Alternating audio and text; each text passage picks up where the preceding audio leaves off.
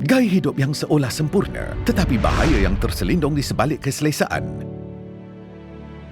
Mengawal tahap kolesterol dan tekanan darah membantu mengekalkan kesihatan kardiovaskular.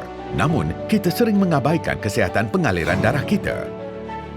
Darah terbentuk daripada plasma, sel darah merah, sel darah putih dan platelet. Apabila pengaliran darah lancar, ia dapat mengalir dengan mudah. Tetapi, apabila usia semakin meningkat, lipid darah dan gula darah akan mula berkumpul dan membentuk plak di dinding saluran darah.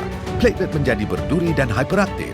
Platelet berduri ini akan bertambah dan melekat antara satu sama lain. Ini mengakibatkan saluran darah menjadi semakin tegang, kurang anjal dan rapuh. Sebahagian plak mungkin akan tertanggal dan membentuk gumpalan darah. Apabila saluran darah semakin sempit, jantung perlu mengepam lebih kuat lantaran meningkatkan tekanan darah. Ini akan merosakkan saluran darah. Jika terdapat gumpalan darah di otak, ia boleh mengakibatkan stroke.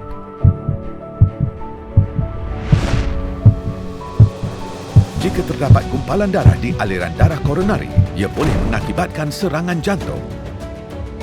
Ini boleh berlaku pada sesiapa, setiap masa, di mana-mana sahaja.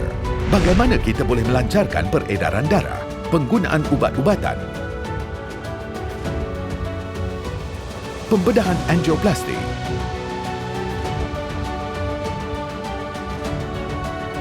Pembedahan pintasan. Apakah alternatif penyelesaian semula jadi yang tidak memerlukan ubat-ubatan, pembedahan dan tanpa risiko? Memperkenalkan satu rumusan revolusioner dengan dua ramuan yang luar biasa untuk penyelesaian pengaliran darah triaksi. Ramuan pertama, ekstrak tomato aqueous TAE yang berpaten. Penyelesaian yang semula jadi, selamat dan terbukti secara saintifik untuk kesihatan saluran darah. Ramuan kedua, L-arginina, merupakan bahan api penting yang diperlukan untuk menghasilkan nitrik oksida NO yang diilhamkan oleh kajian saintifik pemenang hadiah Nobel.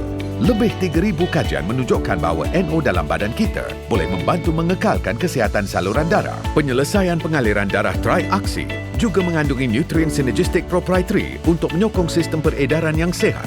Aksi pertama, TAE melicinkan platelet yang berduri. Kajian klinikal menunjukkan bahawa TAE mempunyai kesan agregasi antiplatelet. Aksi kedua, NO menghalang pembentukan plak dengan mencairkan gumpalan darah dan mengembangkan saluran darah.